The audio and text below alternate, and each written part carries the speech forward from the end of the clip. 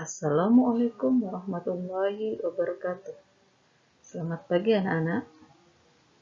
Syukur Alhamdulillah pada pagi hari ini kita dapat berjumpa kembali untuk belajar bersama pada tema 1, subtema 2, hewan sahabatku.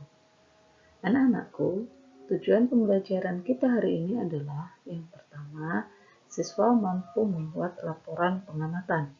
Dan yang kedua, siswa mampu menerapkan nilai-nilai Pancasila dalam kehidupan sehari-hari. Nah, sebelum kita belajar, terlebih dahulu, sebaiknya kita berdoa menurut agama dan kepercayaan masing-masing. Berdoa mulai.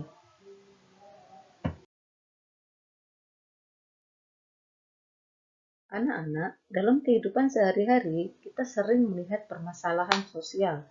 Permasalahan tersebut sebenarnya dapat diatasi dengan mengamalkan nilai-nilai yang terkandung dalam dasar negara kita. Pada pagi hari ini, kita akan membahas tentang pengamalan Pancasila sila keempat, di mana sila keempat ini mengandung nilai-nilai kerakyatan, antara lain mendahulukan kepentingan umum, bijaksana dalam menyelesaikan masalah, dan musyawarah untuk mencapai mufakat. Penerapan nilai-nilai sila keempat kita sering jumpai di kehidupan sehari-hari. Contohnya, ketika kalian memilih ketua kelas, kemudian tidak memaksakan keinginan pribadi kepada orang lain, atau menghargai dan melaksanakan hasil musyawarah. Itu adalah contoh penerapan nilai-nilai sila keempat yang kita bisa laksanakan dalam kehidupan sehari-hari. Kamu juga bisa melihat gambar yang ada di depan kalian itu. Nah, itu juga termasuk salah satu contoh penerapan nilai Pancasila sila keempat. Sila kelima berbunyi keadilan sosial bagi seluruh rakyat Indonesia. Sila kelima ini mengandung nilai-nilai keadilan sosial antara lain adil atau sesuai kebutuhan setiap orang atau kelompok, bukan sama rata. Yang kedua, suka bekerja keras. Yang ketiga, menghormati kedaulatan bangsa sendiri dan bangsa lain. Yang keempat, mengakui adanya persamaan derajat. Adapun contoh sikap yang mencerminkan pengamalan sila kelima antara lain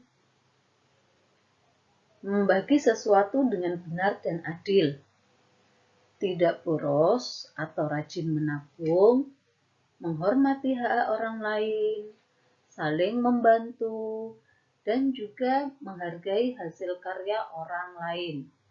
Itu adalah beberapa contoh sila kelima. Nah, Bu Guru harap setelah kita mempelajari penerapan Pancasila, nilai-nilainya mulai dari sila pertama sampai sila kelima, kalian sudah bisa membedakannya. Dan kalian dapat menerapkannya dalam kehidupan sehari-hari.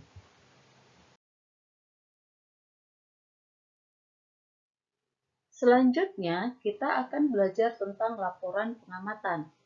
Sebelum Bu Guru bahas lebih lanjut, terlebih dahulu siapkan buku MBP kalian halaman 65. Nah, sekarang Bu Guru terangkan yang lebih rinci tentang laporan pengamatan. Pengamatan adalah pengawasan terhadap kegiatan atau peristiwa tertentu. Setelah melakukan pengamatan, biasanya kita diminta untuk membuat sebuah laporan. Adapun laporan adalah bentuk penyajian fakta tentang keadaan atau kegiatan. Fakta yang dilaporkan merupakan bahan atau keterangan berdasarkan keadaan yang dialami sendiri oleh si pelapor. Adapun ciri-ciri laporan pengamatan antara lain ringkas.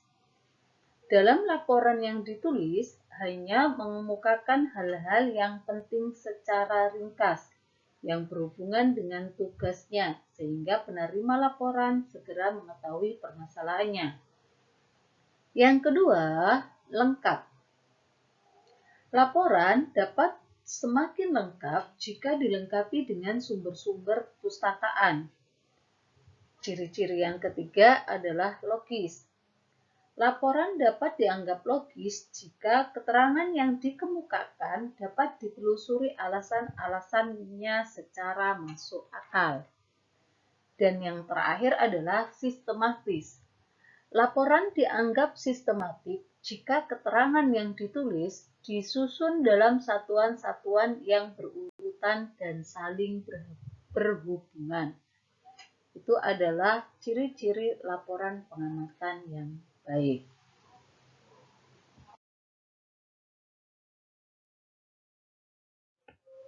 Dalam membuat laporan pengamatan, maka perlu diperhatikan sistematika laporannya atau urutan laporannya.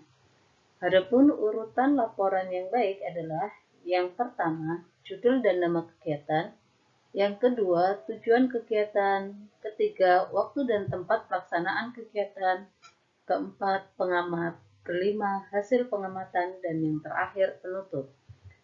Di sebelah kanan ini ada contoh laporan pengamatan. Kalau kita lihat secara seksama, paling atas ada tulisan pengamatan pertumbuhan biji kacang hijau. Nah, itulah yang disebut dengan judul atau nama kegiatan. Berikutnya ada tujuan kegiatan. Tujuan kegiatan ini ditulis berdasarkan apa yang ingin diamati. Kalau di sini tertulis tujuan pengamatan adalah untuk mengetahui pertumbuhan tanaman kacang hijau dan faktor apa yang memengaruhinya. Berikutnya ada waktu dan tempat pelaksanaan. Waktu dalam pengamatan bisa dilakukan sehari atau beberapa hari, bahkan seminggu dan sebulan. Yang ketiga yaitu pengamat. Pengamat adalah orang yang melakukan pengamatan. Dalam contoh laporan pengamatan ini, pengamatnya adalah Haikal Ardi. Yang keempat, ada hasil pengamatan.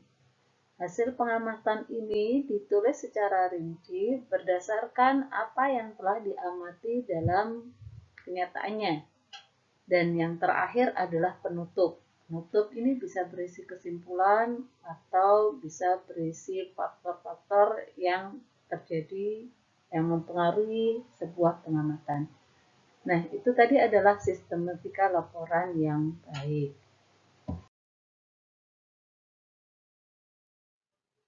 Yang terakhir, kita akan membahas tentang fungsi laporan pengamatan. Laporan pengamatan memiliki beberapa fungsi. Yang pertama, bentuk pertanggungjawaban tugas. Artinya, setiap tugas yang kita emban, wajib kita memberikan laporan kepada yang memberikan tugas. Yang kedua, menginformasikan hasil kegiatan.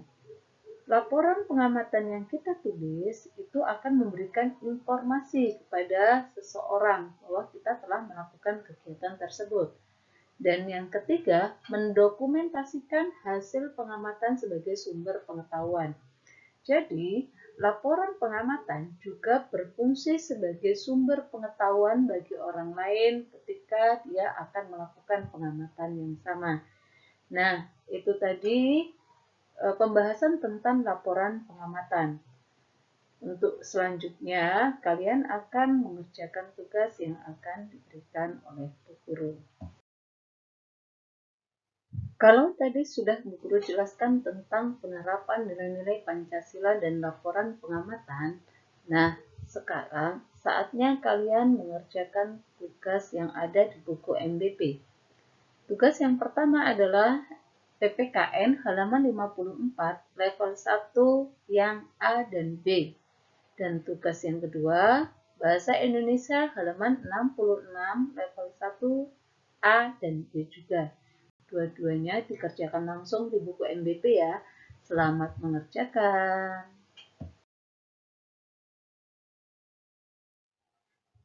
Alhamdulillah, selesai sudah kita belajar bersama-sama. Tetap semangat ya anak-anak, meskipun kalian harus belajar sendiri di rumah. Dan jangan lupa selalu berdoa ya, mudah-mudahan kondisi yang sekarang segera berlalu dan kita dapat belajar kembali di sekolah bersama-sama. Sampai jumpa lagi. Assalamualaikum.